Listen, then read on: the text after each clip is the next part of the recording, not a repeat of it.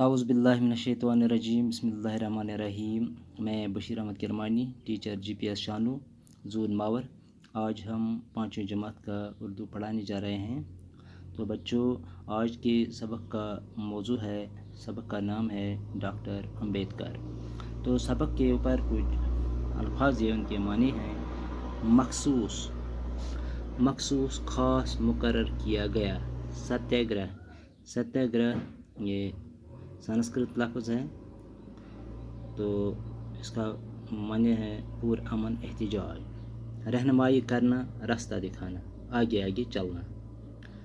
آئین، دستور، آئین دستور کو کہتے ہیں۔ بچوں، پہلے میں آپ کو آئین کے بارے میں بتاؤں گا۔ تو کسی بھی ملک کی گورنمنٹ جب وجود میں آتی ہے تو اس کے کچھ اصول ہوتے ہیں، تو انہی اصولوں پر عمل کر کے ملک ترقی کی راہ پر گامزن ہوتا ہے۔ تو اسی طرح ہمارے ملک ہندوستان کا دستور بھی وجود میں آیا، تو اس کمیٹی کا چیئرمین تھا ڈاکٹر امبیڈکر۔ تو انہی کے بارے میں یہ سبق لکھا گیا ہے، ڈاکٹر امبیڈکر۔ تو پہلے میں بتاؤں گا کہ ڈاکٹر امبیڈکر کا پورا نام ڈاکٹر بھیم راؤ امبیڈکر ہے، ڈاکٹر بھیم راؤ امبیڈکر۔ ان کی پیدائش 1899 عیسوی میں ہوئی اور ان کی وفات 1956 عیسوی میں ہوئی۔ تو جیسے آپ جانتے ہیں کہ ہندوستان کا آئین بنانے میں ان کا اہم رول ادا کیا ہے، انہوں نے اہم رول ادا کیا ہے۔ تو اب ہم سبق شروع کریں گے۔ مہاراشٹر کے شہر مہاڑ میں ایک تالاب ہے، یہ چودار تالاب کے نام سے مشہور ہے۔ بچوں، مہاراشٹر ہندوستان کی ایک اسٹیٹ ہے، ایک ریاست ہے۔ وہاں ایک شہر کا نام مہاڑ ہے، وہاں ایک تالاب ہے جو چودار تالاب کے نام سے مشہور ہے۔ جو شخص اس تالاب کے کنارے جاتا ہے اس سے ایک مخصوص واقعہ یاد آتا ہے، کیونکہ مخصوص کا لفظ پہلے ہی آیا ہے۔ مخصوص کا مطلب ہے خاص، مخصوص، خاص۔ جو بھی شخص اس تالاب کے کنارے جاتا ہے تو اس سے خاص واقعہ یاد آتا ہے، ایک مخصوص واقعہ، ایک خاص واقعہ یاد آتا ہے۔ یہ واقعہ ہندوستانی تاریخ کا ایک اہم واقعہ ہے۔ جو یہ انسان کو جو واقعہ یاد آتا ہے تو یہ واقعہ ہندوستانی تاریخ کا ایک اہم واقعہ ہے۔ اگر اس تالاب کی زبان ہوتی تو وہ 1927 عیسوی کا یہ واقعہ ہمیں ضرور سناتا، کہ اگر یہ سبق لکھنے والا لکھتا ہے کہ اگر اس تالاب کی زبان ہوتی تو یہ 1927 کا وہ واقعہ اپنی زبان سے سناتا۔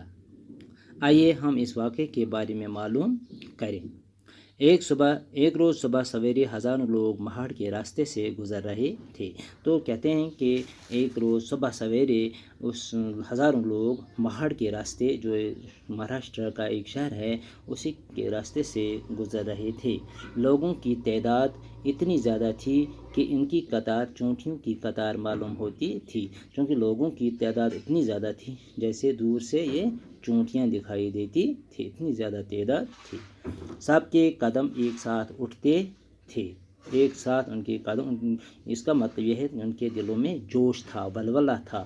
ان سب لوگوں میں ایک جوش اور ولولہ تھا، تو ان لوگوں میں ایک جوش اور ولولہ تھا۔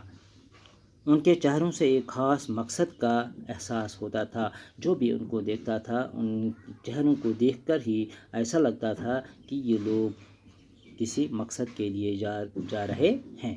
سب لوگ نعرے لگا رہے تھے، بابا صاحب امبیڈکر کی جے۔ تو یہ لوگ نعرہ لگاتے تھے، نعرہ کیا لگاتے تھے؟ بابا صاحب امبیڈکر کی جے، مہاڑ کا ستیہ گرہ زندہ باد، مہاڑ کا ستیہ گرہ زندہ باد۔ یہ لوگ یہ نعرہ لگاتے تھے۔ تو بابا صاحب کون تھے؟ یہی ڈاکٹر بھیم راؤ امبیڈکر۔ تو ان نعروں کی آواز سے پورا مہاڑ گونج اٹھا، جو یہ نعرہ لگاتے تھے ان نعروں سے پورا مہاڑ، پورا یہ شہر گونج اٹھا۔